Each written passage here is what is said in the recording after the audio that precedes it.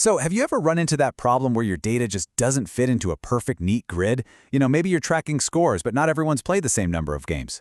Well, your standard arrays just can't handle that kind of thing. In this explainer, we're going to unlock two really powerful tools in Java, jagged and 3D arrays. By the end, you'll be ready to handle pretty much any data structure that gets thrown your way. All right, ready to become an array master? Here's our game plan for today. We'll kick things off by looking at why standard arrays sometimes fall short. Then, we'll conquer the world of jagged arrays.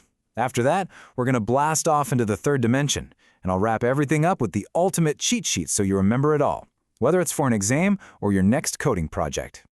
So, first up, let's talk about moving beyond those regular arrays and why that perfect grid has its limits. Okay, so you know a standard 2D array, right? Think of it like a checkerboard. You've got your rows, and every single row has the exact same number of columns or squares. It's perfect when your data is all uniform and predictable, like a calendar where every week has exactly 7 days. It's neat, it's tidy, and it's super easy to work with. But what happens when your data is a little more, well, chaotic? Let's say you're a teacher, and you're tracking how many assignments each student turned in. Maybe Sarah did 5. But Tom did 8, and Emily only did 3. A standard 2D array would force you to make every row have 8 columns, right? That's a huge waste of memory for Sarah and Emily. And that's exactly where our first hero comes into play.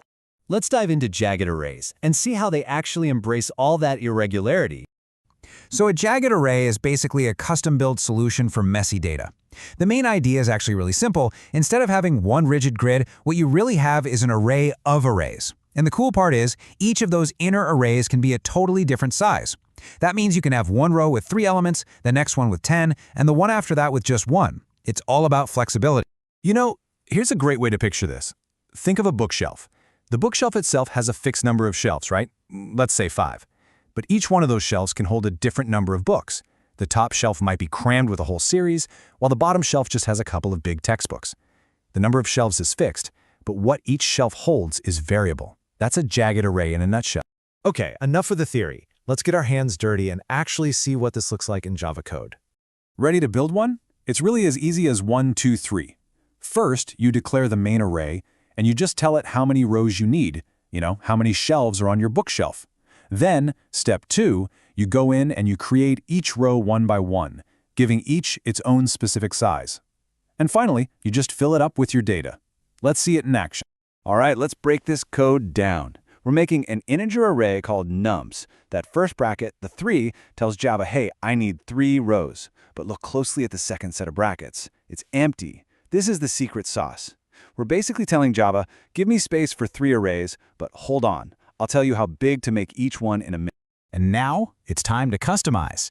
We go through each row using its index, starting with 0, of course. For num0, we say, okay, make this one an array with 3 spots. For nums1, we're giving it 4 spots. And for the last one, nums2, it only needs 2. See? Each row is now its own little array, with its own independent size. Okay, now this is super important, especially for exams. This is where most people get tripped up, so pay close attention. When you need to loop through a jagged array, the outer loop is totally normal. You just use nums.length to go through the rows. But, and this is the key, for the inner loop, you absolutely must use nums of I.length. This tells the loop to check the length of the specific row it's on right now. It's a small change, but it's what makes the whole thing work. All right, so we've mastered uneven 2D data. Pretty cool, right? But what happens when our data needs even more structure? Well, let's take our skills and go into the third dimension. And here's the great news. The jump from 2D to 3D is actually way more intuitive than you might think. When you look at the code, you literally just add another set of square brackets. Declaration goes from 2 brackets to 3. And to get to an element, you just add a third coordinate. Simple as that. So, what is a 3D array conceptually? Well, if a 2D array is an array of arrays, then you can probably guess. A 3D array is simply an array of 2D arrays. The easiest way to think about it is like taking a bunch of spreadsheets and stacking them on top of each other. You're creating a cube of data. This is my absolute favorite way to visualize a 3D array. Just picture an apartment building. The first number you need is the floor. The second number is which apartment on that floor. And the third number is which room inside that apartment. So if you need to find, say, the bathroom in apartment 4 on the 5th floor, you need all 3 pieces of info to pinpoint its exact location. Now that we can visualize this apartment building in our heads, let's talk about how we actually get around and work with the data inside. Accessing one specific element is pretty straightforward. As long as you remember the order, it's usually depth, then row, then column.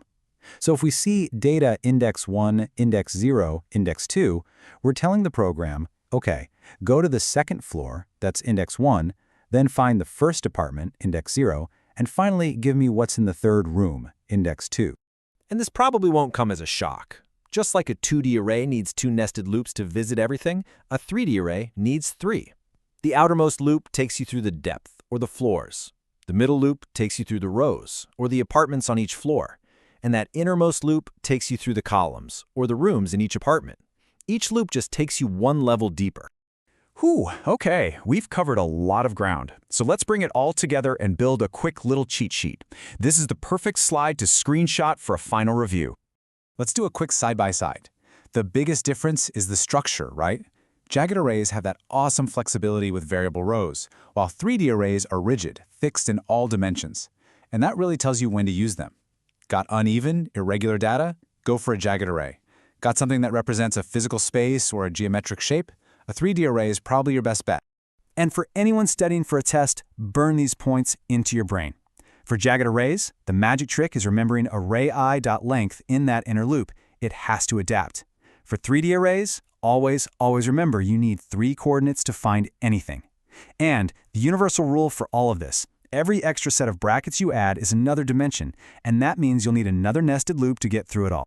And that's a wrap. You've officially unlocked the power of both jagged and 3D arrays, and you're ready for some much more complex data. But before you go, I'll leave you with a little brain teaser to chew on. If a 3D array is a cube of data, what could a 4D array possibly represent? Maybe data that changes over time? Think about it. Thanks for tuning in.